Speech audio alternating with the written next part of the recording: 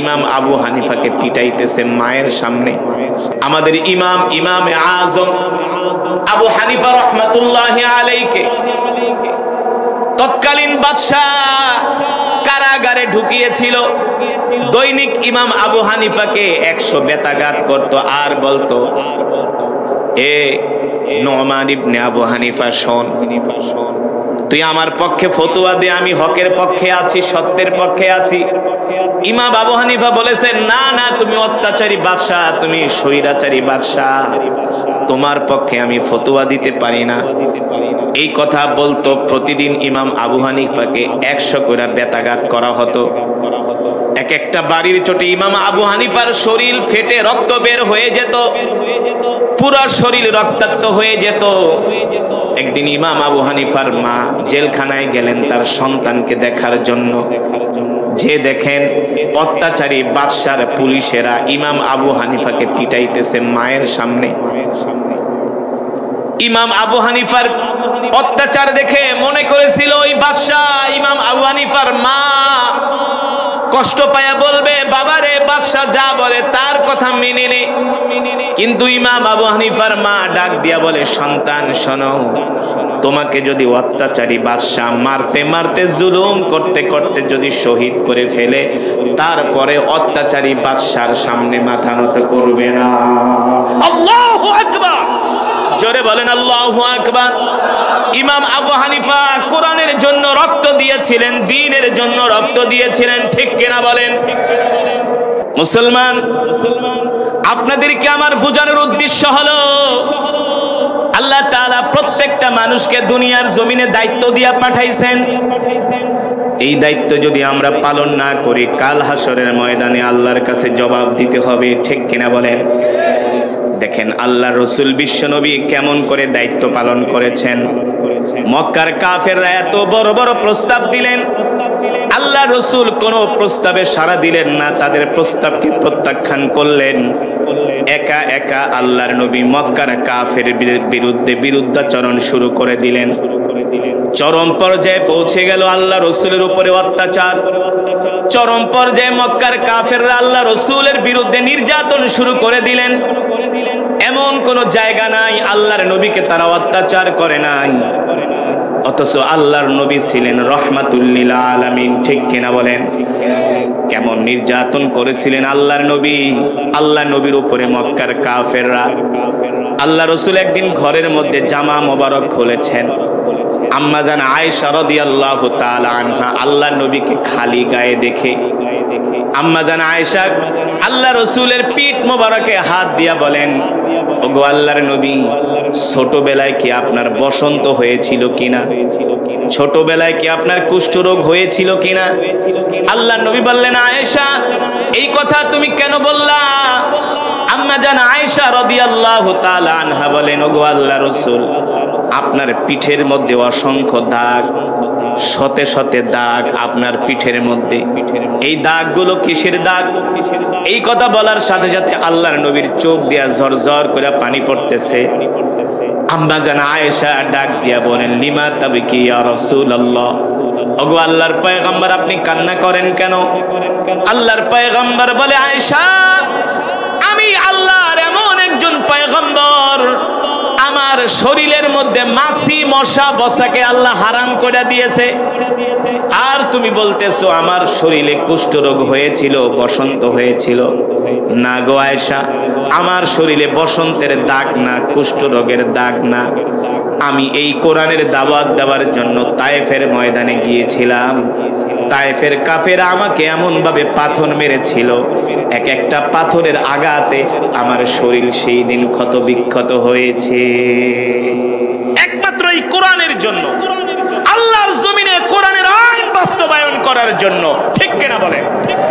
মুসলমান, শেষ পর্যন্ত আল্লাহ তাআলা তার হাবিবকে বললেন, নবী, আপনি আর মক্কায় থাকবেন না, আপনার চাচা আবু তালেবও নাই, খাদিজাও নাই, আপনি আর মক্কায় থাকবেন না, এবার আপনি মক্কা থেকে হিজরত করে মদিনায় যান। দেখেন আল্লাহর কোরআনের জন্য শেষ পর্যন্ত আল্লাহর নবীকে নিজের বাপ দাদার ভিটা ছাড়তে হয়েছে। নিজের বাপ দাদার ভিটা ছাড়তে হয়েছে। আপনাদেরকে যদি বাপ দাদার ভিটা ছাড়া করে আপনাদের কাছে কেমন লাগবে? কোন ছাড়বেন? সহজে ছাড়বেন? জীবন দিয়া দিবেন, বাপ দাদার ভিটা ছাড়বেন না, ঠিক কিনা বলেন? আল্লাহ তাআলার নির্দেশ, হাবিব আপনি মক্কা থেকে এবার মদিনায় চলে যান। মক্কা আপনার জন্য নিরাপদ না। যেই দিন আল্লাহর নবী মক্কা থেকে মদিনায় যায়, সিরাতের কিতাবের মধ্যে আসছে 3 কিলোমিটার দূরে যায় আল্লাহর নবী মক্কার দিকে বারবার তাকায় আর শিশুর মতো কান্না করে। এই মক্কাই হলো আল্লাহ রাসূলের মায়ের দেশ, এই মক্কাই হলো আল্লাহ রাসূলের বাবার দেশ। এই মক্কা ছেড়ে আল্লাহর নবীর যেতে মন চায় না, বারবার বাইতুল্লাহর দিকে তাকায় আর আল্লাহর নবী বলে, বাইতুল্লাহ আমাকে ক্ষমা করে দিও, বাইতুল্লাহ তোমাকে ছেড়ে আমার যেতে মন চায় না, আমি চাই তোমার খেদমত করতে, কিন্তু মক্কার কাফেররা আমাকে আর মক্কায় থাকতে দিল না। আল্লাহ রাসূলের চোখের পানি দেখে আল্লাহ তাআলা সহ্য করতে পারলেন না। আল্লাহ তাআলা জিবরাইলকে ডাক দিয়া বললেন, জিবরাইল যাও যাও যাও, আমার হাবিবের চোখের পানি আমি সইতে পারি না, আমার হাবিবকে যে বলো আমার হাবিব মক্কায় যেতেছে সাথে আবু বকরকে নিয়ে, আর কিছুদিন পরে এমন সময় আসবে আমি আল্লাহ আমার হাবিবের হাতে মক্কার ক্ষমতা তুলে দিব। আর জোরে বলেন সুবহানাল্লাহ। আল্লাহর হাবিবকে যায় সান্ত্বনা দিলেন জিবরাইল, এসে বললেন, গো আল্লাহর নবী আপনি মন খারাপ করবেন না, কষ্ট পাবেন না, আল্লাহ তাআলা আপনার জন্য সুসংবাদ পাঠিয়েছেন, মক্কার ক্ষমতা আপনার হাতে তুলে দিবে। আল্লাহু আকবার। আজকে যেই মক্কার কাফেররা আপনাকে মক্কা থেকে বের করে দিয়েছে, এমন একটা সময় আসবে আপনার কথায় তারা উঠবস করবে। আল্লাহ রাসূল সাইয়েদনা আবু বকরকে সহ মক্কা থেকে এবার হিজরত করে মদিনার দিকে যাচ্ছেন। মক্কা থেকে মদিনার দূরত্ব বর্তমানে হলো 550 কিলোমিটার বর্তমানে, কিন্তু সেই 1450 বছর আগে 550 কিলোমিটার না, সেই 1450 বছর হবে 1500 কিলোমিটার। সেই 1450 বছর আগে হবে 1500 কিলোমিটার। কারণ বর্তমানে মক্কা থেকে মদিনার যে আধুনিক রাস্তাঘাট, এই আধুনিক রাস্তাঘাট ছিল না। পাহাড়ি পথ বেয়ে, মরুভূমির পথ বেয়ে, জঙ্গল পাড়ি দিয়া মক্কা থেকে মদিনায় যেতে হয়েছে, ঠিক কিনা বলেন? বর্তমানের বিজ্ঞানীরা তারা গবেষণা করতে যায়, তাদের মাথা নষ্ট হয়ে যায় যে মুসলমানদের নবী মুহাম্মদ কিভাবে এই মক্কা থেকে সেই 1500 বছর আগে মদিনায় গেলেন। এত বড় পথ পাড়ি দিয়া তাদের মাথায় ধরে না। তাদের মাথায় কিভাবে ধরবে? তিনি তো হলেন রাহমাতুল লিল আলামিন, ঠিক কিনা বলেন? এবার আল্লাহর নবী সাইয়েদনা আবু বকরকে সহ রাস্তা দিয়ে হাঁটতেছেন। ভালো করে খেয়াল করেন, আমরা কোন নবীর উম্মত, আল্লাহ তাআলা কেমন মর্যাদা তাকে দিয়েছিলেন। সাইয়েদনা আবু বকর বলেন, আমি আল্লাহ রাসূলের হাত ধরে ধরে হাঁটতেছি, দেখি আল্লাহর নবী শক্ত পাথরের উপরে পাড়া দেয়, বড় বড় উঁচু উঁচু পাথরের উপরে আল্লাহর নবী পাড়া দেয়। আল্লাহ রাসূলের পা মোবারক লাগার সাথে সাথে শক্ত পাথর তুলার মতো নরম হয়ে যায়। শুধু তুলার মতো নরম হয় না, পাথরগুলো আল্লাহর নবীকে দেখা সালাম দেয়। সুবহানাল্লাহ বলবেন না? পাথরগুলো আল্লাহর নবীকে দেখা সালাম দেয়, আসসালামু আলাইকা ইয়া রাসূলুল্লাহ, আসসালামু আলাইকা ইয়া হাবিবাল্লাহ।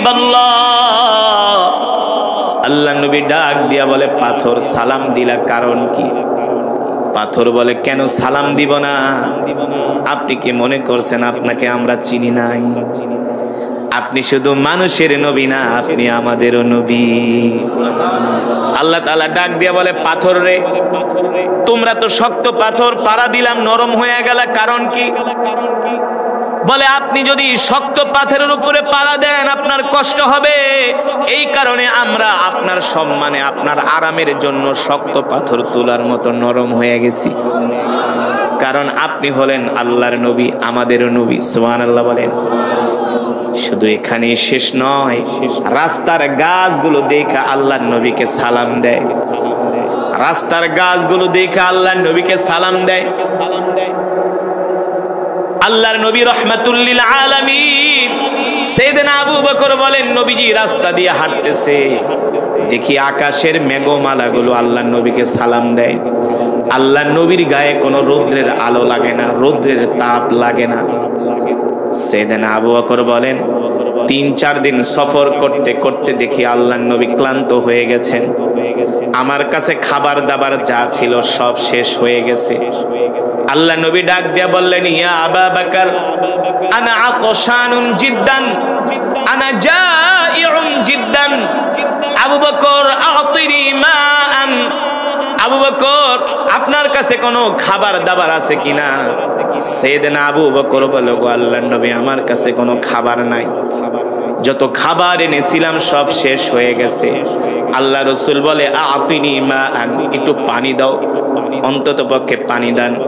সাইয়েদনা আবু বকর বলে, আল্লাহ রাসূল পানি খাবার যা এনেছিলাম রসদপত্র সব শেষ হয়ে গেছে। সাইয়েদনা আবু বকর আল্লাহ রাসূলকে খাবার দিতে পারছেন না। সাইয়েদনা আবু বকর বলে, এই কষ্ট আমি সহ্য করতে পারি না। অথচ আমি তো সেই আবু বকর, আল্লাহর নবী শুধু বলেছিলেন, আবু বকর যুদ্ধে যেতে হবে, ঘোড়া কিনতে হবে, ডাল তরবারি কিনতে হবে, আপনার কাছে অর্থবিত্ত যা আছে নিয়ে আসেন। সাইয়েদনা আবু বকর বাড়িতে যায়া তার ঘরে যত মাল সামানা ছিল, অর্থবিত্ত ছিল, এমনকি লবণের বাটিটা পর্যন্ত আল্লাহ রাসূলের সামনে হাজির করেছে। লবণের বাটিটা পর্যন্ত আবু বকর নিয়ে আসছে। আল্লাহ রাসূল প্রশ্ন করলেন, আবু বকর এই দেখি গটি বাটি সব নিয়ে আসছেন, বাড়িতে কিছু রেখা আসেন নাই, লুসনিটা পর্যন্ত নিয়ে আসছে সাইয়েদনা আবু বকর। ও মুসলমান, রাসূলের ভালোবাসা কাকে বলে? আল্লাহর নবীর মহব্বত কাকে বলে? আল্লাহ রাসূল জিজ্ঞেস করে, আবু বকর সব কিছু নিয়ে আসছেন, কিছু কি বাড়িতে রাইখা আসেন নাই?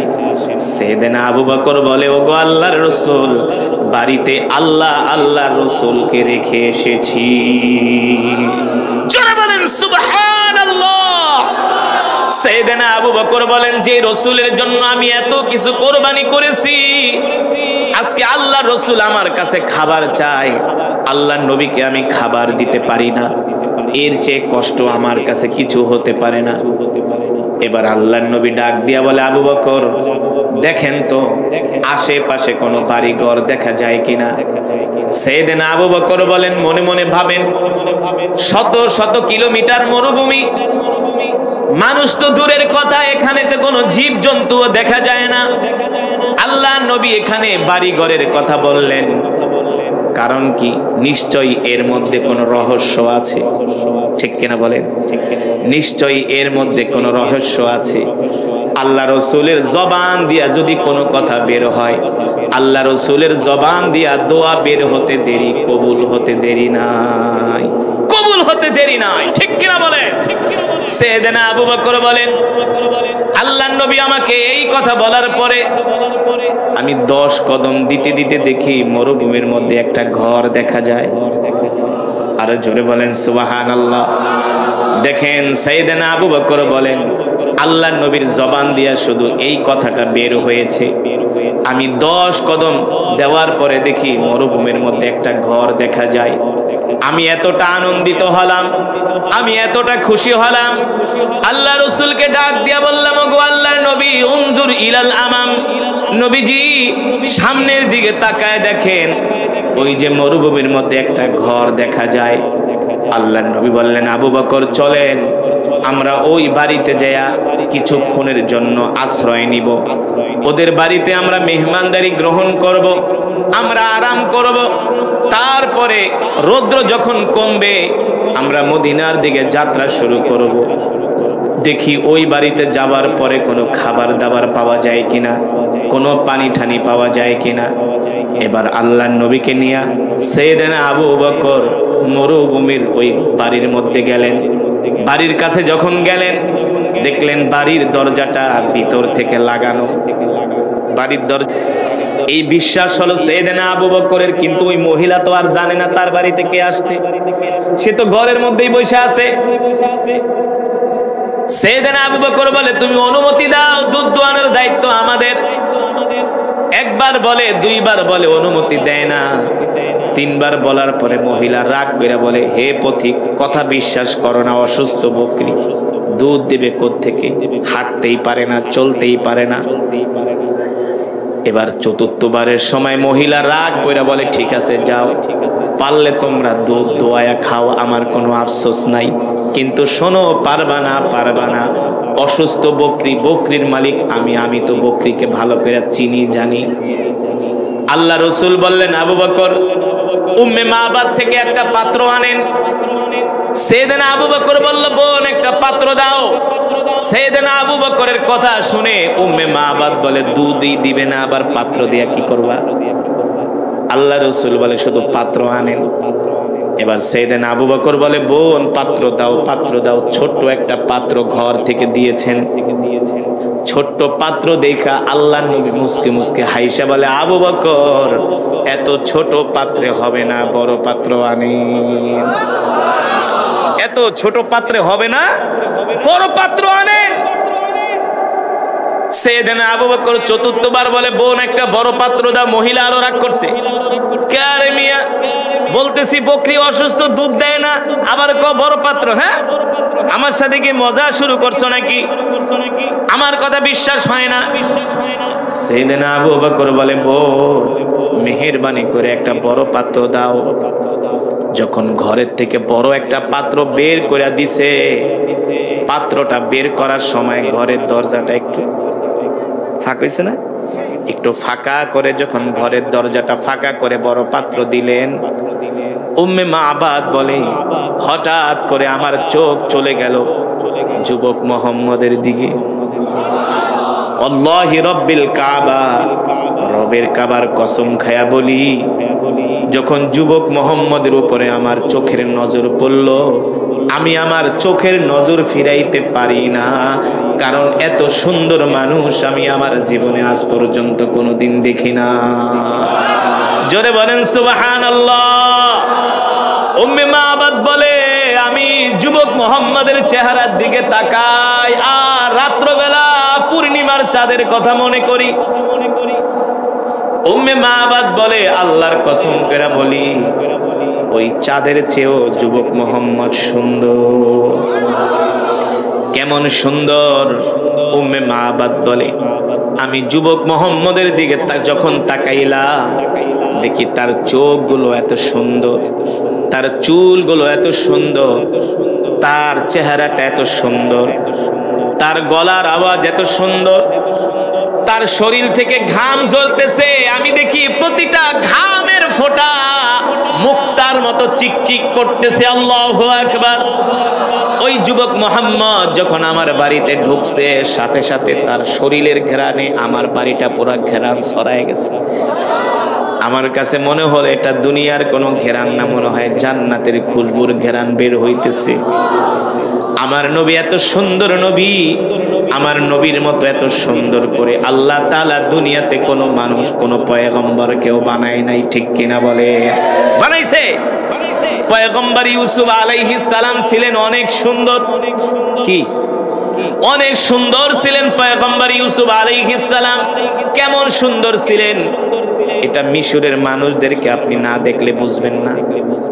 আমরা যখন মিশরে পড়াশোনা করতাম, মাঝে মাঝে বাংলাদেশ থেকে যখন মিশরে যাইতাম, বাংলাদেশের বিমানে যখন উঠতাম, দেখতাম একসাথে যদি 400 বাঙালি এক বিমানে থাকে, এক একজনের চেহারা এক এক রকম, কেউ সাদা, কেউ কালো, কেউ লম্বা, কেউ খাটো, বুঝেন নাই? আর মিশরি যারা, ওদের 1000 মানুষ একসাথে দাঁড় করাবেন, সবাই এক, সবার চেহারা এক, সবার বডি ফিগার এক, সবার শরীরের রং এত সুন্দর। চিন্তা করতাম যে মিশরের মানুষ এত সুন্দর কিভাবে হয়? কারণ মিশর হলো পয়গম্বর ইউসুফ আলাইহিস সালামের দেশ, বুঝেন নাই? পয়গম্বর ইউসুফ আলাইহিস সালাম কেমন সুন্দর ছিলেন। পয়গম্বর ইউসুফকে যখন আজিজ মিসরির রাজপ্রাসাদে নিয়ে যায়, বাদশার স্ত্রী জুলাইখা পয়গম্বরকে এক নজর দেখা পাগল হয়ে যায়। শুধু পাগল হয় না, পয়গম্বরের জন্য দিওয়ানা হয়ে যায়। জুলাইখার বান্ধবীরা পত্র লেখে, জুলাইখা রে, তুই একজন বাদশার স্ত্রী হয়ে একটা গোলামের প্রেমে পাগল হইছস, এটা তো আমাদের মান সম্মান চলে গেছে, আমাদের নাক কাটা গেছে জুলাইখা, এই কাজ তো তুমি করতে পারো না। জুলাইখা ছিলেন বুদ্ধিমতী মহিলা, কয় তোদেরকে আমি মুখে জবাব দিব না, কাজে জবাব দিব। আয় আয় আমার রাজপ্রাসাদে তোদের দাওয়াত। জুলাইখার বান্ধবীরা রাজপ্রাসাদে আসলেন, তাদেরকে নিমন্ত্রণ করে রাজপ্রাসাদে আনা হলো। নিমন্ত্রণের শুরুতেই জুলাইখা সবার হাতে একটা করে আপেল দিলেন আর ছুরি দিলেন, বললে তোমরা আপেল খেতে থাকো। তোমরা আমাকে যেই গোলামের জন্য ভৎসনা করছো, আমাকে গালমন্দ করছো, এই গোলামকে তোমরা এক মুহূর্তের জন্য দেখতে পাবা। গোলামকে একটু পরেই এই দিক দিয়ে জেলখানায় নেওয়া হবে। তাকে জেলখানা থেকে মাঝে মাঝে বের করে, মাঝে মাঝে ঢুকায়। জুলাইখার বান্ধবীরা আপেল কাটতেছে ছুরি দিয়ে। একটা পলক শুধু পয়গম্বর ইউসুফ আলাইহিস সালামের দিকে পড়েছে। জুলাইখার বান্ধবীরা এক পলক তাকায়া রইছে, দুনিয়ার আর কোনো খবর নাই।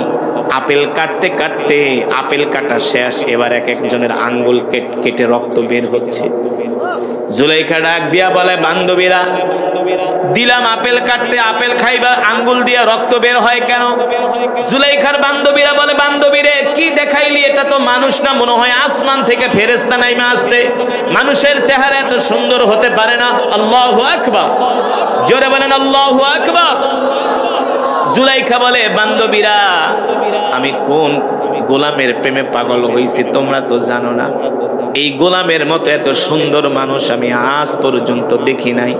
জুলাইখার বান্ধবীরাও বলে, এত সুন্দর যেই মানুষের চেহারা, ওই মানুষকে কোনো রমণী দেখলে পাগল তো হবেই, ঠিক কিনা বলে? ঠিক কিনা বলে?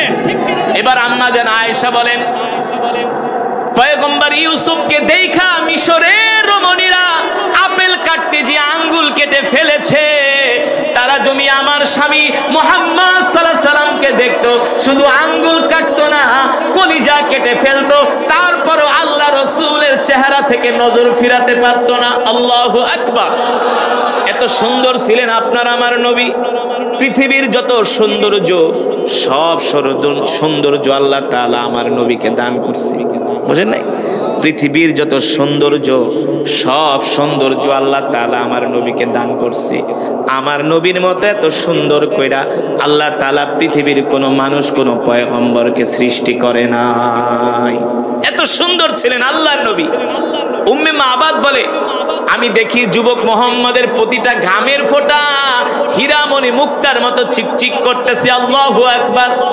আমি অপলক দৃষ্টিতে পয়গম্বর মুহাম্মদ সাল্লাল্লাহু আলাইহি সাল্লামের দিকে তাকায় আছি। আমি দেখলাম পয়গম্বর মুহাম্মদ পাত্রটা হাতে নিয়ে অসুস্থ বকরির সামনে গেলেন। ওই যে অসুস্থ বকরি, মনে আছে? আল্লাহ রাসূল অসুস্থ বকরির সামনে গেলেন। আল্লাহ নবী অসুস্থ বকরির সামনে যেতে যেতে অসুস্থ বকরি আল্লাহ রাসূলের বরকতে সুস্থ হয়ে গেছে। শুধু সুস্থ হয় নাই, এবার অসুস্থ বকরি আল্লাহ নবীকে সালাম দেয়, আসসালামু আলাইকা ইয়া রাসূলুল্লাহ। আল্লাহ নবী বলে, বকরি সালাম দিলা কারণ কি? বলে, সালাম কেন দিব না? আপনি কি মনে করছেন আপনাকে চিনি নাই? আপনি শুধু মানুষের নবী না, আপনি আমাদেরও নবী, আপনি আমাদেরও নবী।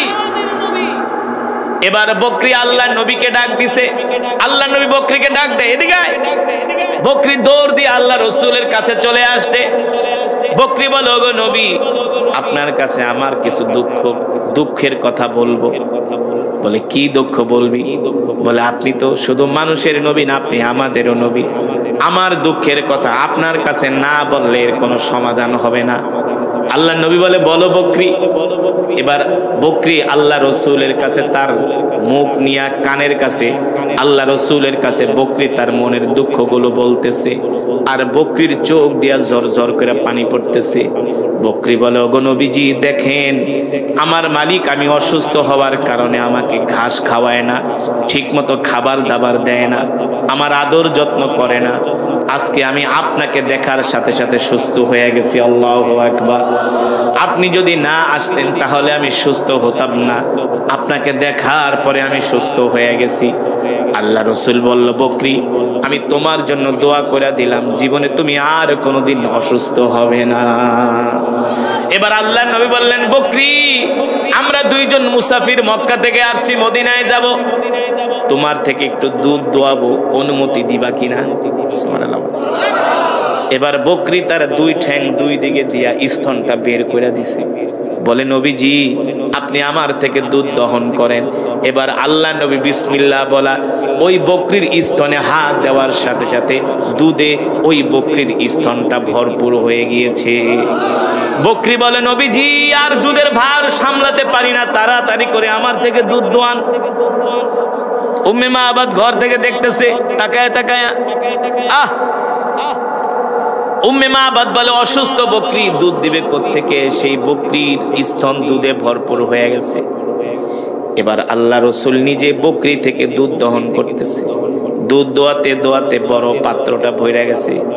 উম্মে মাবাদ এই দৃশ্য দেখা তিনি অবাক হয়ে গেছে, হায় রে, অসুস্থ বকরি কথা বলতে পারে না, চলতে পারে না, হাঁটতে পারে না, সেই বকরি সুস্থ হয়ে গেছে। বকরি থেকে আল্লাহ রসুল নিজে দুধ দহন করতেছে, নিজে দুধ দোয়াচ্ছেন বকরির স্তন থেকে। আমার নবী সব পারে, ঠিক কিনা বলেন? একদিকে পৃথিবীর সেরা রাষ্ট্রনায়ক, আর একদিকে ছিলেন যুদ্ধের ময়দানে প্রথম সেনাপতি, ঠিক কিনা বলেন? আমার রসুলকে আপনি যেই জায়গায় দাঁড় করাবেন সব জায়গায় আমার রসুল পৃথিবীর সেরা, ঠিক কিনা বলেন? সেই রসুলের উম্মত আমরা, আল্লাহু আকবার। ব্যবসায়ীদের কাতারে আমার নবীকে দাঁড় করাবেন, আমার নবী ব্যবসায়ীদের মধ্য থেকে নাম্বার 1, ঠিক কিনা বলেন? এই নবী এমন বরকতের নবী, যেই নবীর বয়স 12 বছর। চাচা আবু তালিবের সাথে ব্যবসা করার জন্য সিরিয়ায় যাচ্ছিলেন। জর্দানের সীমান্তবর্তী এলাকায় পৌঁছানোর পরে আল্লাহ নবী অসুস্থ হয়ে গেলেন। আল্লাহ রসুল ডাক দিয়া বললেন, চাচা আমি অসুস্থ, আমাকে একটা গাছের নিচে নিয়ে বসান। চাচা আবু তালিব বললেন, এই ধুধু মরুভূমির মধ্যে গাছ পাবো কোথায় ভাতিজা? গাছ তো নাই। চাচা আবু তালিব তাকায় দেখে একটা মৃত গাছ, যেই গাছের ডালপালাগুলো উলিতে খেয়ে ফেলেছে। আল্লাহ রসুল বলে, চাচা আপনি আমাকে ওই মৃত গাছের নিচে নিয়েই বসান। চাচা আবু তালিব আল্লাহ নবীকে মৃত গাছের নিচে নিয়ে বসালেন। আল্লাহ রসুলের বরকতে মৃত গাছ সাথে সাথে জীবিত হয়ে গেছে। ওই গাছ এখনো পর্যন্ত সেই জর্দানের সীমান্তবর্তী এলাকায় মরুভূমিতে আছে। রসুলের বরকতে মৃত গাছ জীবিত হয়ে গেছে, যেই গাছকে বলা হয় সাহাবী গাছ। আছে কি আছে না? গাছ আছে। শুধু এখানেই শেষ নয়, সাহাবীরা আল্লাহ রসুলের সাথে যখন বদরের প্রান্তরে গেলেন যুদ্ধ করার জন্য, কাফেররা যেখানে তাঁবু ফেললেন ওদের ওখানে একটা পানির কূপ পাওয়া গেছে, কিন্তু মুসলমানরা যেখানে তাঁবু গাড়লেন সেখানেও একটা পানির কূপ পাওয়া গেছে। যুদ্ধ করতে হলে তো রসদপত্রের প্রয়োজন, পানির প্রয়োজন। কারণ মরুভূমি, একে তো সূর্যের আলো পড়লে মরুভূমির বালুগুলো আরো উত্তপ্ত হয়ে যায়, পানির পিপাসা বেশি লাগে, ঠিক কিনা বলেন? যারা হজ করতে গেছেন দেখেন না রৌদ্রের কি টেম্পারেচার, একেবারে কলিজা শুকায় যায়। সাহাবীরা দেখলেন একটা পানির কূপ পাওয়া গিয়েছে। আল্লাহর নবীকে ডাক দিলেন, ওগো নবীজি একটা পানির কূপ আমরা পেয়েছি, কিন্তু পানি হলো লবণাক্ত পানি, পানি মুখে নেওয়া যায় না। আল্লাহ রসুল বললেন, চলো আমাকে নিয়ে। বদরের ঘটনা বলতেছি, বদরের প্রান্তরের কথা। আল্লাহ রসুল সাহাবীদের সাথে ওই কূপের কাছে গেলেন। আল্লাহ রসুল মুখ থেকে একটু লালা বের করে পানির ভিতরে দিলেন, সাথে সাথে লবণাক্ত পানি মিষ্টি হয়ে গেছে। ওই কূপ এখনো পর্যন্ত কথা না নাই, কিয়ামত পর্যন্ত থাকবে। যারা বদরে গেছেন ওই কূপ থেকে পানি নিয়ে আসে, সেই পানি কত খেয়েছি, মাশাআল্লাহ, এত মিষ্টি, এত সুস্বাদু, খেলে শুধু খেতেই মন চায়। রাসূলের বরকত, তিনি হলেন রাহমাতুল লিল। এবার আল্লাহ রাসূল এই বকরি থেকে দুধ দোয়ালেন, এক বালতি দুধ হলো, বড় পাত্র ভরে গেল। উম্মে মাবাদ তাকায় তাকায় দেখতেছে আল্লাহ রাসূল দুধ দোয়াচ্ছেন, আর উম্মে মাআবাদ বলে, যুবক মোহাম্মদ যখন বকরি থেকে দুধ দোয়ায় দেখি তার চুলগুলো নড়তেছে, তার চুলের দিকে আমি তাকায় আছি, তার চুলগুলো এত সুন্দর, আল্লাহু আকবার, তার চেহারাটা এত সুন্দর, তার চোখগুলো, তার নাকগুলো, তার বডিটা এত সুন্দর, এত সুন্দর মানুষ আমি আজ পর্যন্ত পৃথিবীতে কোনোদিন দেখি নাই। এবার আল্লাহ রসুল দুধ যখন বকরি থেকে দোয়ালেন, সাইয়েদনা আবু বকরকে বললেন, আবু বকর আপনি দুধ পান করেন। সাইয়েদনা আবু বকর বলেন, না না ওগো আল্লাহর নবী, আপনি আগে দুধ পান করেন। আল্লাহ রসুল বললেন, না না আপনি আগে দুধ পান করেন। দেখেন আল্লাহ রসুল কত ভালো, কত ইনসাফওয়ালা। চাইলে রসুল আগে নিজে দুধ পান করতে পারতেন, কিন্তু না না, তার সাহাবীকে আগে দুধ খাওয়ালেন। এবার সাইয়েদনা আবু বকর খাবার পরে আল্লাহ রসুল নিজেও পান করলেন। এবার আল্লাহ নবী ডাক দিয়ে বলে, আবু বকর দেখেন তো দুধের অবস্থা কি। সাইয়েদনা আবু বকর বলে, ওগো আল্লাহর নবী, যেমন দুধ তেমন আছে, এক ফোঁটাও কমে নাই। যেমন দুধ তেমন আছে, এক ফোঁটাও কমে নাই। যান এবার দুধের পাত্রটা উম্মে মাআবাদকে দিয়ে আসেন। সাইয়েদনা আবু বকর রাদিয়াল্লাহু তাআলা আনহু উম্মে মাআবাদকে বলে, এই বোন ধরো দুধের পাত্র। উম্মে মাআবাদ তো অবাক, অসুস্থ বকরি সুস্থ হয়ে আবার দুধ দিতেছে, এর চাইতে আর খুশির খবর হতে পারে? দুধের পাত্র উম্মে মাআবাদের কাছে দিলেন। এবার আল্লাহ রসুল বলেন, আবু বকর চলেন আমাদের গন্তব্য আবার শুরু করি, যাত্রা শুরু করি। আবার সাইয়েদনা আবু বকর সাথে নিয়ে মদিনার দিকে যাত্রা শুরু করলেন, রওনা শুরু করলেন। উম্মে মাআবাদ ঘর থেকে লাফ দিয়া উঠানে পড়া আল্লাহ রসুলের দিকে তাকায় আছে আর বলে, এই বরকতের মেহমান, যেও না যেও না, তোমাদের মতো বরকতের মেহমান আজ পর্যন্ত পাই নাই। তোমাকে দেখা আমার অসুস্থ বকরি সুস্থ হয়ে গেছে, তোমার শরীরের ঘ্রাণে আমার বাড়ি পুরা সুঘ্রাণ ছড়িয়ে গেছে, যেও না, আর কিছুক্ষণ বরকত দিয়ে যাও। উম্মে মাআবাদ বলে, আমি দেখতেছি যুবক মোহাম্মদ মরুভূমির মধ্যে দিয়ে হাঁটতেছে আর তার মাথার উপরে আকাশের মেঘমালা বৃষ্টির মতো ছায়া দিতেছে, যাতে তার গায়ে একটু রৌদ্রের আলো না লাগে। ছাতার মতো তার মাথার উপরে মেঘমালা ছায়া দিতেছে, কোন রোদ কোন বৃষ্টি যাতে পয়গম্বরের গায়ে না লাগে। এই দৃশ্য দেখা উম্মে মাআবাদ অবাক হয়ে গেছে। এবার আফসোস করতেছে, মেহমানকে যদি আরেকটু মেহমানদারি করতে পারতাম, এমন বরকতের মেহমান। বিকাল হয়ে গেছে, উম্মে মাআবাদের স্বামী বকরি চড়ায় বাড়িতে আসছে। ঢোকার সাথে সাথে দেখে বাড়ির থেকে ঘেরান আর ঘেরান। ডাক গেছে, ইয়া জাওজি উখরুজ মিনাদ দার, ঘর থেকে বের হও, এদিকে আসো। ব্যাপার কি? আজকে পুরা বাড়িটা ঘ্রাণ ছড়ায় গেছে। কি হয়েছে? কে এসেছিল? বুঝলাম না। উম্মে মাআবাদ কয়, আসো, আরো খবর আছে। এই যে দেখো অসুস্থ বকরি সুস্থ হয়ে গেছে। বলো কি? হ্যাঁ, ঘটনা কি বলো? বলে, তুমি যখন সকালবেলা বের হয়েছো, ভর দুপুরে আমার বাড়িতে দুইজন মেহমান আসছে। স্বামী গো, একজনের চেহারা এত সুন্দর, যা রূপের কাছে পূর্ণিমার চাঁদ ও হার মানায়, যার সৌন্দর্যের কাছে পূর্ণিমার হাত চাঁদ ও হার মানায়। বলে, বলো কি? বলে, হ্যাঁ। স্বামী গো, ওই যুবকের দিকে যতই তাকাই এতই আপন মনে হয়, এতই ভালো লাগে তাকে, জানো, তার ব্যবহার এত সুন্দর, তার কথাগুলো এত সুন্দর, তার ভাষার মধ্যে এত মাধুর্যতা, এত নমনীয়, আমি আজ পর্যন্ত কোনো মানুষ পাই নাই। বলে, বলো কি? কোত্থেকে আসছে? কিছু বলছে? বলে, হ্যাঁ, ওনারা দুইজন মক্কা থেকে আসছে, মদিনায় যাবে। আবু মাআবাদকে বলো কি? মদিনায় যাবে? মক্কা থেকে আসছে? আরে ইনি তো আখিরি পয়গম্বর। আল্লাহু আকবার। ও মুসলমান, আল্লাহ রাব্বুল আলামিন বিশ্ব নবীকে বললেন, নবী আপনি হলেন রহমত, আপনি হলেন বরকত, আপনি মক্কার কাফেরদের কোনো কথায় কান দিবেন না, আপনি দ্বীনের দাওয়াত দিতে থাকেন। আল্লাহর নবী কোরআনের দাওয়াত নিয়ে আবু জেহেলের কাছে গেলেন। আল্লাহর নবী কোরআনের দাওয়াত নিয়ে আবু লাহাবের কাছে গেলেন। আল্লাহর নবী কোরআনের দাওয়াত নিয়ে ওলীদ ইবনে মুগীরার কাছে গেলেন। মক্কার কাফেররা কোরআনের দাওয়াত পছন্দ করে না, উল্টা আমার নবীকে যেভাবে পারে সেভাবে অত্যাচার করে, নির্যাতন করে, জুলুম করে। এত অত্যাচার, নির্যাতন, জুলুম করে তারা কোরআনের দাওয়াত বন্ধ করতে পারে না। শেষ পর্যন্ত আল্লাহর নবীর প্রিয় চাচা আবু তালেবের কাছে আসলেন।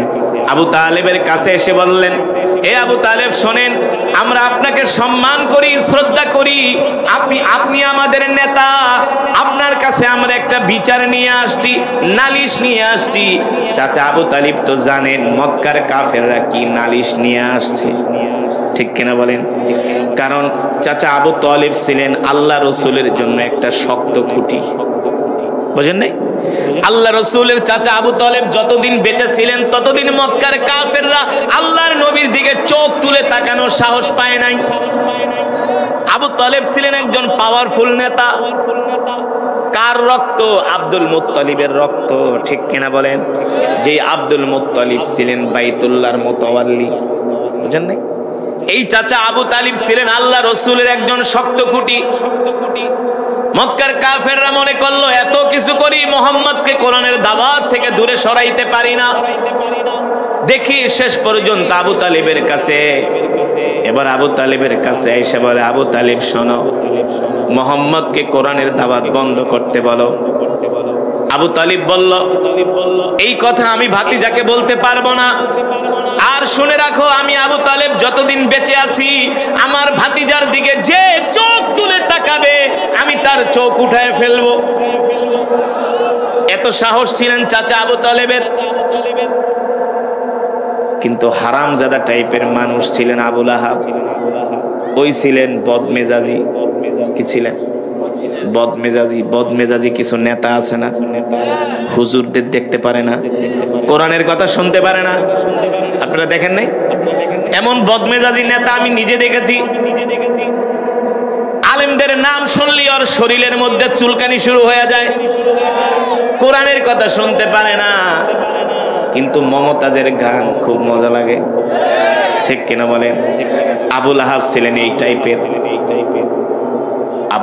আবু তালেবকে বলে, আবু তালেব শোনো, মুহাম্মদকে বইলা দিবা সে যদি কোরআনের দাওয়াত বন্ধ না করে আমরা মুহাম্মদকে মক্কা থেকে বের করে দিব। নাউজুবিল্লাহ বলেন। এই কথা শোনার পরে চাচা আবু তালেব বলে, আবু লাহাব শুনে রাখো, যতদিন পর্যন্ত আবু তালেব বেঁচে আছে ততদিন মুহাম্মদের একটা পশমও ছিঁড়তে পারবে না। এমন পাওয়ারফুল নেতা ছিলেন চাচা আবু তালেব। শেষ পর্যন্ত মক্কার কাফেররা চাচা আবু তালেবের কাছে 3টা প্রস্তাব দিয়া যায়। কয়টা প্রস্তাব? 1 নম্বরে বলে, আবু তালেব মুহাম্মদকে বলবা যদি সে কোরআনের দাওয়াত বন্ধ করে দেয় তাহলে আমরা মুহাম্মদকে মক্কার নেতা বানায় দিব। কি বানায় দিব? আমরা মুহাম্মদের কথায় উঠবো আর বসবো। এবার আসেন, এই যুগেও এমন কিছু দরবারি মৌলবী আছে যাদেরকে নেতা বানানোর লোভ দিলে ফতুয়া উল্টায় দেয়, ঠিক কিনা বলেন? এবার হক্কানি আলেম কেমনে চিনবেন? জীবন চলে যায় তারপরও ফতুয়া উল্টায় না, ঠিক কিনা বলেন? তারাই হলো বিশ্ব নবীর শিষ্য। চাচা আবু তালিবকে বলল, হে আবু তালেব মুহাম্মদকে বলে দিবা যদি মুহাম্মদ কোরআনের দাওয়াত বন্ধ করে দেয় আমরা মুহাম্মদকে মক্কার নেতা বানায় দিব। 2 নম্বরে মুহাম্মদকে বলবা যদি সে কোরআনের দাওয়াত বন্ধ করে দেয়, মুহাম্মদ যদি আমাদের কাছে অর্থ চায় আমরা মক্কার অর্থাগারের চাবি মুহাম্মদের হাতে তুলে দিব। মুহাম্মদকে আমরা নেতা বানাবো, তার কথায় আমরা উঠবো আর বসবো। অথবা যদি মুহাম্মদ অর্থবিত্তের মালিক হতে চায় আমরা অর্থাগারের চাবি মুহাম্মদের হাতে তুলে দিব। 3 নম্বরের প্রস্তাবটা আরো ডেয়ারিং। চাচা আবু তালিবকে বলে, আবু তালিব শোনো, কোন যুবকের মন না চায় সুন্দরী নারী বিয়ে করতে? কোন যুবকের মন না চায় সুন্দরী নারীর আকাঙ্ক্ষা? মুহাম্মদকে বলবা যদি সুন্দরী নারী চায় মক্কার সব সুন্দরী নারী মুহাম্মদের কাছে চলে যাবে। নাউজুবিল্লাহ বলেন। কত বড় বিশ্রী প্রস্তাব দেয় ওরা। মনে করছে আল্লাহ রসুলকে এই প্রস্তাব দিলে আল্লাহ রসুল ওদের প্রস্তাবে রাজি হবে, বুঝেন না? শয়তানের মাথায় শয়তানি বুদ্ধি। 3টা প্রস্তাব দিয়া আবু জেহেলরা চলে যায়। আবু তালেব বলে, যাও ভাতিজা রাত্রবেলা আসুক, তার সাথে আমি আলাপ করি। কিন্তু আবু লাহাব শেষ পর্যন্ত বলে যায়, আবু তালেব, মুহাম্মদ যদি আমাদের কথা না শুনে আমরা মুহাম্মদের জীবন নাশ করতেও কিন্তু দ্বিধাবোধ করব না। নাউজুবিল্লাহ, আমরা মুহাম্মদকে হত্যা করব। এই কথা শোনার পরে চাচা আবু তালিব ঘাবড়ায় গেলেন। ভাতিজা রাত বিরাতে একা একা চলাফেরা করে, বুঝেন নাই? কোন জায়গায় মক্কার কাফেররা ভাতিজাকে আক্রমণ করে, অ্যাটাক করে। চাচা তো ভাতিজার জন্য তো মায়াই লাগে। আম্মুর রজুলি সিন ও আবি, চাচা বাপের মতো। যেই চাচা বাবার স্নেহ মায়া মমতা ভালোবাসা দিয়া ভাতিজাকে বড় করছে, তার জন্য মায়া লাগে কি লাগে না? লাগে না? চাচা টেনশনে পড়ে গেলেন। আল্লাহ রসুল রাত্রবেলা বাড়িতে আসলেন, ডাক দিলেন, তাআলাউ ইয়া আম্মি, ও মুহাম্মদ এদিকে আসো, তোমার সাথে আমার কিছু কথা আছে।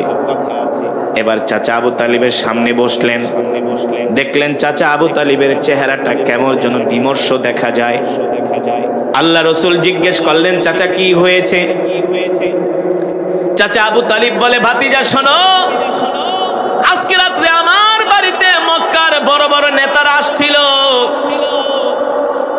শোনো, তোমাকে মক্কার নেতারা 3টা প্রস্তাব দিয়ে গেছে।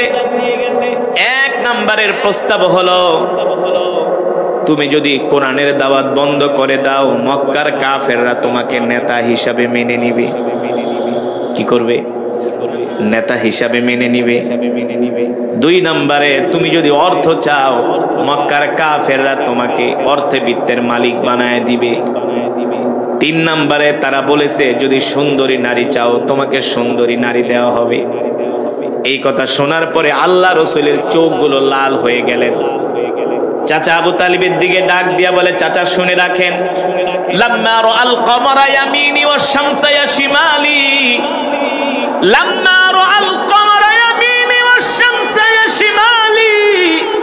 চাচা আপনি মক্কার কাফেরদেরকে ডাক দিয়া বলবেন, এক হাতে যদি মুহাম্মদকে চন্দ্র দেওয়া হয়, আর এক হাতে যদি মুহাম্মদকে সূর্য দেওয়া হয়, আল্লাহর পয়গম্বর মুহাম্মদ সাল্লাল্লাহু আলাইহি সাল্লাম কোরআনের দাওয়াত থেকে এক চুল পরিমাণ দূরে সরে যাবে না।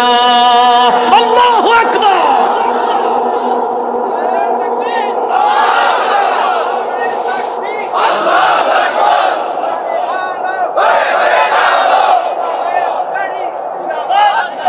স্লোগানের আওয়াজ এত ক্ষীণ হবে না। নারায়ে তাকবীর, আল্লাহু আকবার, এটা কোনো দলের স্লোগান নয়। ঠিক কিনা বলেন? নারায়ে তাকবীর, আল্লাহু আকবার, এটা হলো কালিমাওয়ালা মুসলমানের স্লোগান। এক কুলাঙ্গার বিপ্লব কুমার ডিসি হারামজাদা বলছিল, নারায়ে তাকবীর, আল্লাহু আকবার, এটা নাকি জামাতিদের স্লোগান। কথা বলে না? বলে নাই? আমরা সেই আমলে প্রতিবাদ করেছি।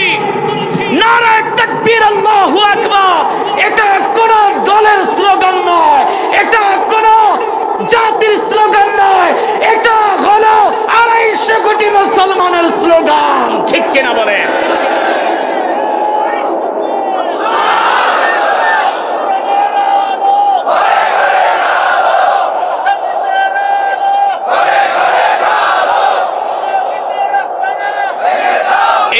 স্লোগানই আমাদের অনুপ্রেরণা দেয়। যেই আল্লাহু আকবারের ধ্বনি দিয়ে শাহজালাল মুজাররাদ ইয়ামানি অত্যাচারী বাদশাহ গৌর গোবিন্দর প্রাসাদকে মাটির সাথে মিশিয়ে দিয়েছিলেন। ঠিক না? এক একজনে তো যে যেই দল করে সেই দলের স্লোগান দিয়ে একেবারে গলা ফাটায় ফেলায়।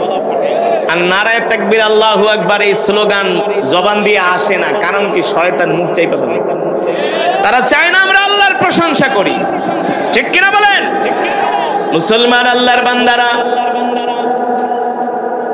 আল্লাহ রসুল বলে দিলেন, চাচা আপনি মক্কার কাফেরদেরকে বলে দিবেন, ওদের প্রস্তাব আমি ডিনাই করলাম, প্রত্যাখ্যান করলাম। সুবহানাল্লাহ। এবার আল্লাহ তাআলা মক্কার কাফেরদের এই প্রস্তাব ফিরায় দেওয়ার কারণে আল্লাহ তাআলা খুশি হয়ে গেলেন। এবার আল্লাহর নবীকে আল্লাহ তাআলা ডাক দিয়া বললেন, আলা লাহুল খালকু ওয়াল আমর, তাবারাকাল্লাহু রাব্বুল আলামিন। নবী আপনি যেই প্রস্তাবকে প্রত্যাখ্যান করেছেন ওই প্রস্তাব প্রত্যাখ্যানের পক্ষে আমি আল্লাহ আপনার সাথে আছি। আলা লাহুল খালকু ওয়াল আমরু তাবারাকাল্লাহু রাব্বুল আলামিন।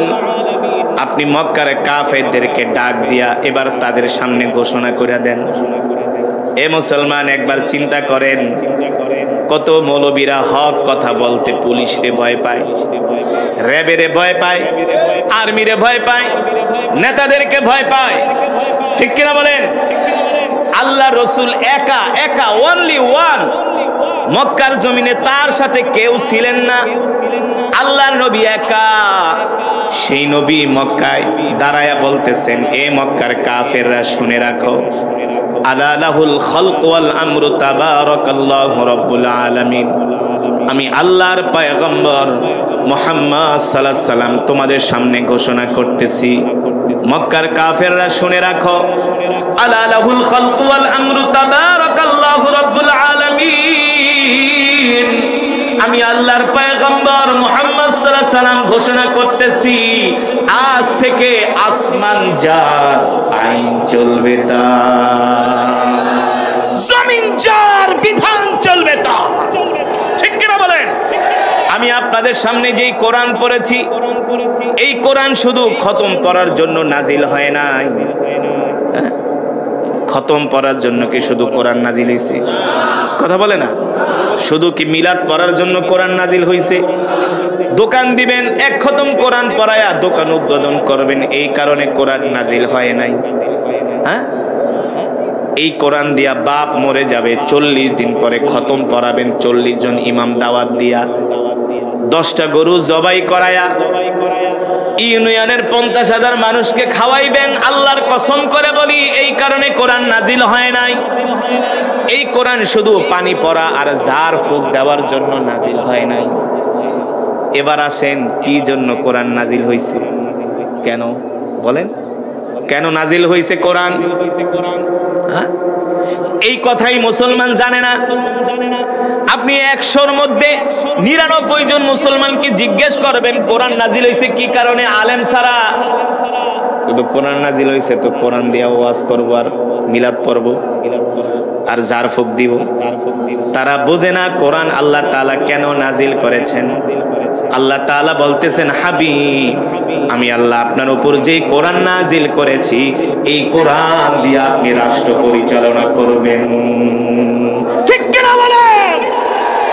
এই তাফসিরুল মাহফিল শুধু 30 বছর না, 100 বছর না, 200 বছর না, 500 বছর না, বাংলার জমিনে যদি 1000 বছর ধরেও কোরআনের মাহফিল চলে, আমরা যদি আল্লাহর জমিনে কোরআনের আইন বাস্তবায়ন করার জন্য চেষ্টা না করি, কাল হাসরের ময়দানে আল্লাহ তাআলার কাছে আমাদেরকে জবাব দিতে হবে, জবাব দিতে হবে।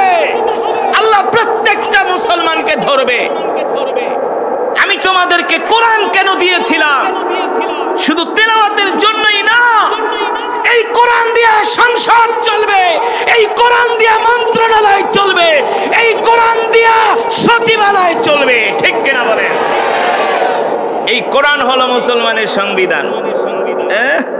মনে করে যাদের কাছে কোরআন আছে তাদের কোনো দাম নাই। এই পৃথিবী কারা রাষ্ট্র গঠন করেছে? হযরত ওমর। আজকে পৃথিবীর যে অবকাঠামো দেখছেন, সেনাবাহিনী গঠন করা, পুলিশ গঠন করা, রাত্রবেলা ঘুমায় থাকেন, এই নাইট গার্ডের যেই প্রচলন, এই নাইট গার্ডের যে উদ্ভাবক, এই যে কালভার্ট, ব্রিজ, তারপরে সুয়েজ খাল, তারপরে পানি সেচ দিয়া ফসল উৎপাদন করা, খাল খনন করা, এই সবগুলো থিওরি এসেছে হযরত ওমরের কাছ থেকে। কার কাছ থেকে? তিনি ছিলেন অর্ধজাহানের বাদশা, আমিরুল মুমিনিন, খলিফাতুল। এগুলা তো জানে না। এই পৃথিবীর নেতৃত্ব দিয়েছে মুসলমানেরা, ঠিক কিনা বলেন? এই পৃথিবী সাজিয়েছে মুসলমানেরা। বাদশা আলমগীর নাম শুনছেন? বাদশা আলমগীর, যিনি ফতুয়া আলমগীরি লিখেছেন, তিনি পৃথিবীর রাষ্ট্রনায়ক ছিলেন। সামাওয়াতিন তিবাকা, আল্লাহ তাআলা বলে আমি একটা আসমান বানাই নাই, দুইটা বানাই নাই। এই অবিশ্বাসীরা, নাফরমানেরা, আসমানের দিকে তাকায় দেখো তোমরা কার সাথে নাফরমানি করো, কার কোরআনকে অস্বীকার করো, কার বিধানের বিরুদ্ধে আঙ্গুল তোলো। আসমানের দিকে তাকায় দেখো আমি আল্লাহ খুঁটিবিহীন তোমাদের মাথার উপরে 7টা আসমান বানাইছি। সুবহানাল্লাহ বলবেন না? সুবহানাল্লাহ বলবেন না? আসমান কয়টা? খুঁটি আছে? কোন জায়গা দিয়ে ভেঙে পড়েছে? আসমানের কোন প্লাস্টার ছুটে গেছে? আল্লাহ তাআলা কি বলছেন? সুম্মা রজি'িল বাসারা কাররাতাইনি ইয়ানকালিব ইলাইকাল বাসারু খাসিয়া ওয়া হুয়া হাসির। আল্লাহ তাআলা বলে তাকায় দেখো আমার আসমানের দিকে। আমি আল্লাহ এমন আসমান বানাইছি, এই আসমান কোন দিক দিয়ে ভাঙবে না, ফাটবে না। ঠিক কিনা বলেন? ফারজি'িল বাসারা হাল তারা মিন ফুতুর, কোন দিয়ে ভাঙবে না, ছুটবে না, প্লাস্টার খসে খসে পড়বে না। এই নিপুণ কারিগর আল্লাহ তাআলা। সেই রবের জবানের কালাম থেকে আমি তেলাওয়াত করেছি। এতক্ষণ পর্যন্ত আপনারা শুনেছেন, শুনছেন তো? হৃদয়ের কান দিয়ে শুনেছেন? যদি শুনে থাকেন এত কথা বলেন। কে বলছে? কে? এই বোকা, চুপ।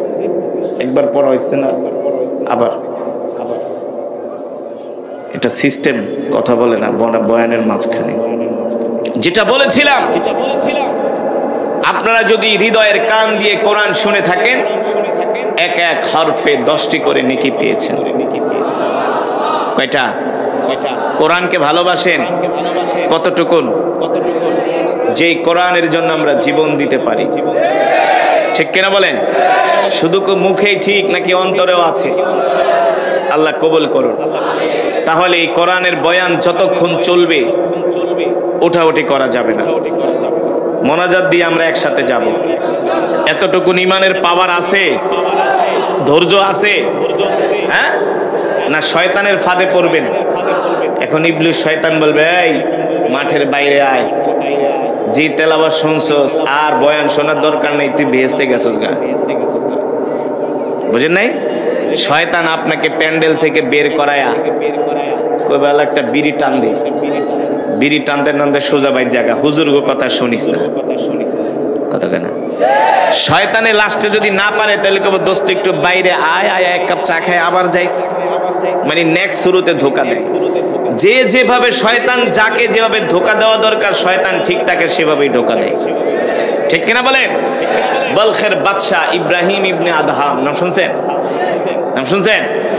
রাজত্ব ছাইরা দিয়া লাস্ট পর্যন্ত দাজলা নদীর তীরে বসে টুপি বুনত। বলখের বাদশাহ ইব্রাহিম ইবনে আদহাম রাজত্ব ছাইরা দিছে। এই বলখের বাদশাহ রাজপ্রাসাদে শুয়ে আছে। গভীর রজনীতে ইবলিস শয়তান তার ছাদের উপরে হাঁটতেছে টাক টাক করে। বলখের বাদশাহ ডাক দিছে, কে কে আমার ছাদে এত রাতে?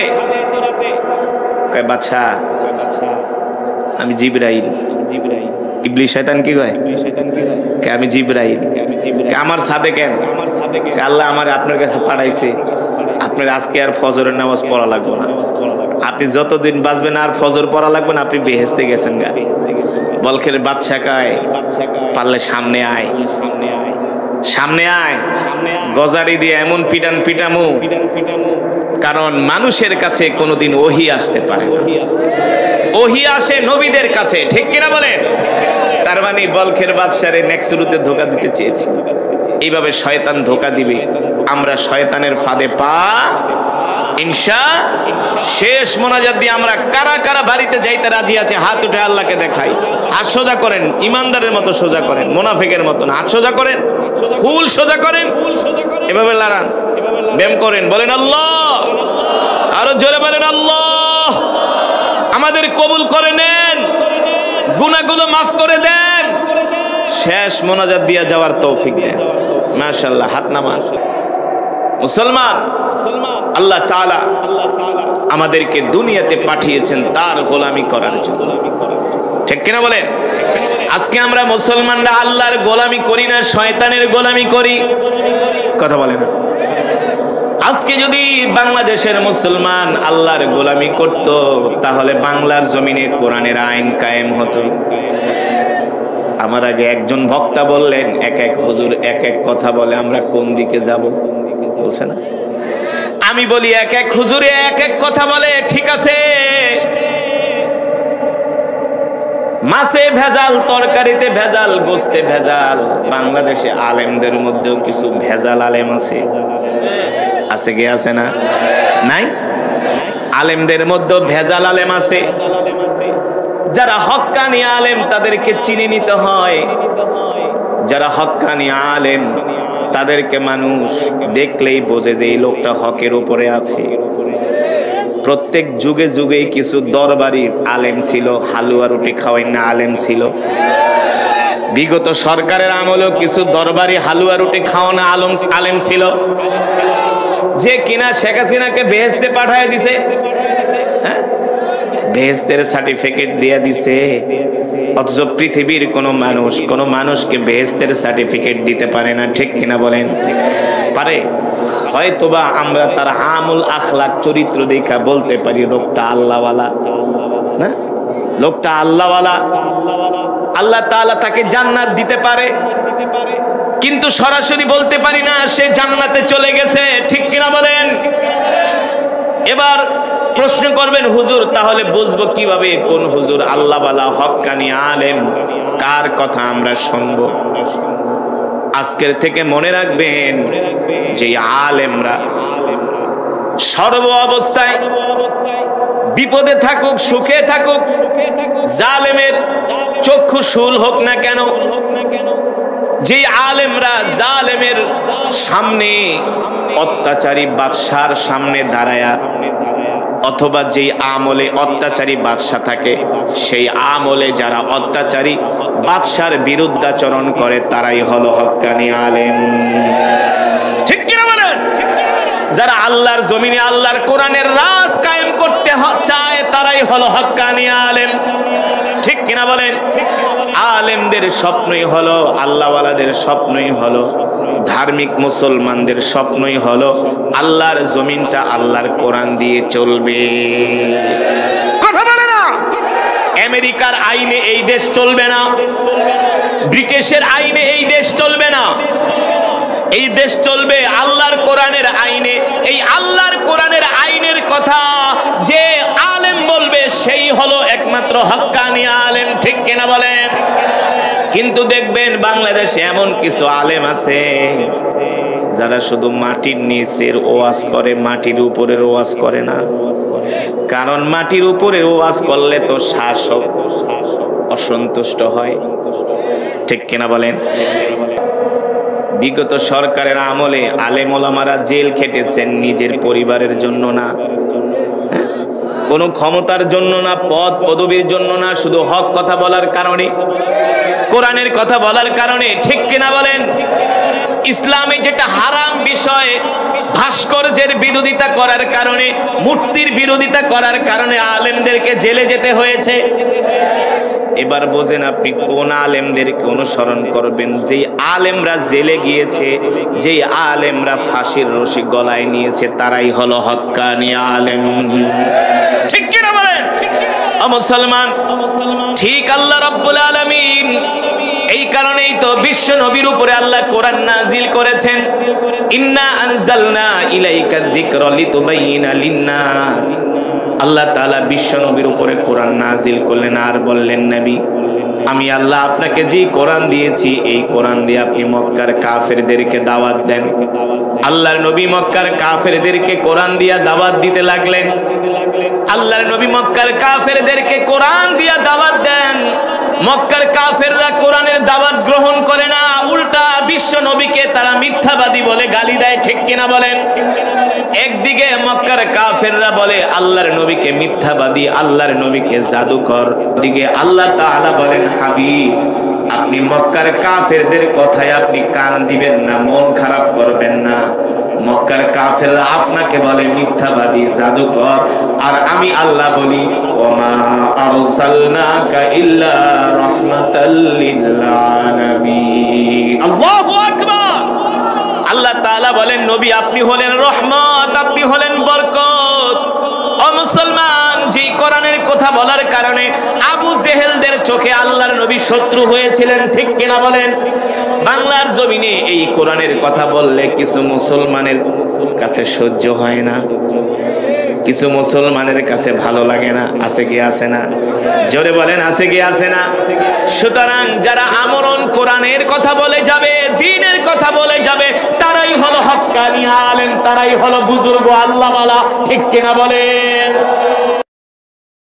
ওই যুবকের দিকে যতই তাকাই এতই আপন মনে হয়, এতই ভালো লাগে তাকে। জানো, তার ব্যবহার এত সুন্দর, তার কথাগুলো এত সুন্দর, তার ভাষার মধ্যে এত মাধুর্যতা, এত নমনীয়। আমি আজ পর্যন্ত কোনো মানুষ পাই নাই। বলে বলো কি, কোত্থেকে আসছে, কিছু বলছে? বলে হ্যাঁ, ওনারা দুইজন মক্কা থেকে আসছে, মদিনায় যাবে। আবু মাবাদকে বলো কি, মদিনায় যাবে, মক্কা থেকে আসছে? আরে ইনি তো আখিরি পয়গম্বর, আল্লাহু আকবার, ইনি তো আখিরি নবী, তারপরে আর কোন নবী আসবে না। এই নবীর কথাই তো আমি আমাদের কিতাবের মধ্যে পড়েছি, তাওরাতের মধ্যে। কি বলো, চলো ঘর বাড়ি যা আছে ভাঙ্গা, লটি বাটি গোটা যা আছে গাট্টি বস্তা লিয়া চলো আমরা মদিনায় যাব। মদিনায় যে সেই রসুলের হাতে হাত রেখে আমরা কালেমা পড়ে মুসলমান হয়ে যাব। আল্লাহু আকবার, জোরে বলেন আল্লাহু আকবার। যে রসুলের কথা আল্লাহ কোরআনে বলেছেন, লাকাদ জাআকুম রাসূলুম মিন আনফুসিকুম আজিজুন আলাইহি মা আনিতুম হারিসুন আলাইকুম বিল মুমিনিনা রাউফুর রহিম ফাইন তাওয়াল্লাউ ফাকুল হাসবিয়াল্লাহু লা ইলাহা ইল্লাহু আলাইহি তাওয়াক্কালতু ওয়া হুয়া রাব্বুল আরশিল আযীম। আল্লাহ তাআলা বলে, নবী আপনি বলে দেন, এই দুনিয়ার মানুষ, তোমাদের মধ্য থেকে আমি আল্লাহ তোমাদের জন্য এমন একজন রসুল পাঠাইছি, যেই রসুল কিনা তার জীবনের চেয়েও তোমাদেরকে ভালোবাসে। জোরে বলেন সুবহানাল্লাহ। আল্লাহ নবী তার জীবনের চেয়েও আমাদেরকে ভালোবাসেন। কেমন ভালোবাসেন? তার পরিবারের চেয়েও আমাদেরকে ভালোবাসেন, তার সন্তানের চেয়েও আমাদেরকে ভালোবাসেন। আল্লাহ রসুল যদি আজকে বেঁচে থাকতেন, একটা মুসলমানের গায়ে ইহুদিরা হাত দিতে পারত। আজকে আমরা এতিম হওয়ার কারণে কাফের মুশরিক বেদিনরা আমাদের উপর অত্যাচার করে। পৃথিবীর কোন রাজা বাদশাহ এর কোনো প্রতিবাদ করে না, কিন্তু বিশ্বনবী থাকলে একটা মুসলমানের গায়েও কাফেররা হাত দিতে পারত না। আসুন আমরা সেই নবীর উম্মত, শুধু মুখে মুখে রসুলের উম্মত দাবি করলে হবে না, জান দিয়া মাল দিয়া রসুলের সুন্নত দিয়ে আমরা রসুলকে ভালোবাসতে হবে, ঠিক কিনা বলেন? মান আহাব্বা সুন্নতি ফাকাদ আহাব্বানি ওয়া মান আহাব্বানি কানা মাই ফিল জান্নাহ। আল্লাহ রসুল বলেন, আমার যে উম্মত আমাকে ভালোবাসবে তার ভালোবাসাটা হবে সুন্নতের মাধ্যমে। যদি সুন্নতের মাধ্যমে আমাকে ভালোবাসতে পারে, আমি রসুল তাকে সাথে করে জান্নাতে যাবে। আমরা চাই না আল্লাহ রসুলের সাথে আমাদের জান্নাত হোক? আমরা চাই। যদি চাই, আজ থেকে আমরা আল্লাহ রসুলের সুন্নত গুলো খুঁজে খুঁজে মানবো। রসুলের সুন্নত, আফসুস সালাম, এক মুসলমান আর এক মুসলমানকে সালাম দিবে। ও আতঈমুত তাআম, ক্ষুধার্তদেরকে খাওয়াবে। লিনুল কালাম, এক মুসলমান আর এক মুসলমানের সাথে নরম ভাষায়, কোমল ভাষায় কথা বলবে। মুসলমান ঝগড়া করবে না, মারামারি কাটাকাটি হানাহানি করবে না। এমনকি অমুসলিমদের সাথেও আমরা সুন্দর আচরণ করব। এটাই হলো আমাদের রসুলের শিক্ষা, ঠিক কিনা বলে? আমরা ঘরে প্রবেশ করব, আগে মা বাবাকে সালাম দিব, ঠিক কিনা বলেন? ঘরে প্রবেশ করব, স্ত্রীকে সালাম দিব। কি করব? মোবাইল ফোন করে স্ত্রীকে আগে সালাম দিব। সব জায়গায় আমরা সালামের প্রচলন করব। বাজারে যাব, যাতে আমাকে আগে কেউ সালাম দিতে না পারে, আমি সবার আগে সালাম দিব। আল্লাহ রসুল বলছেন, যদি কোনো উম্মত দৈনিক 20 জন মুসলমানকে সালাম দেয়, তার ইন্তেকালের সাথে সাথে আল্লাহ তাকে জান্নাতে প্রবেশ করাবে। সুতরাং আমরা রসুলের সুন্নত গুলো মানবো তো ইনশাআল্লাহ? রাজি আছেন তো ইনশাআল্লাহ? শুধু রসুলের সুন্নত না, আমরা যেন 5 ওয়াক্ত নামাজ জামাতের সাথে আদায় করতে পারি। আল্লাহ তাআলা আমাদের সকলকে তৌফিক দান করুন, বলি আমিন। এই মাজমাকে আল্লাহ তাআলা কবুল করুন। যারা এই 4 দিন ব্যাপী মাহফিলের আয়োজন করেছে। আল্লাহ তাআলা তাদের এই মেহনত, তাদের এই কষ্টকে আল্লাহ তাআলা কবুল করুন জান্নাতের বিনিময়ে, আল্লাহর সন্তুষ্টির বিনিময়ে। আল্লাহ তাআলা সকলকে জান্নাতবাসী করুন। যারা এই মাহফিলের সাথে সংযুক্ত ছিলেন, ইন্তেকাল করেছেন, আল্লাহ তাআলা সকলের কবরকে নূরে নূরান্বিত করে দিন। সুবহানাকাল্লাহুম্মা বিহামদিকা আশহাদু আল্লা ইলাহা ইল্লা আনতা আস্তাগফিরুকা ওয়া আতুবু ইলাইক।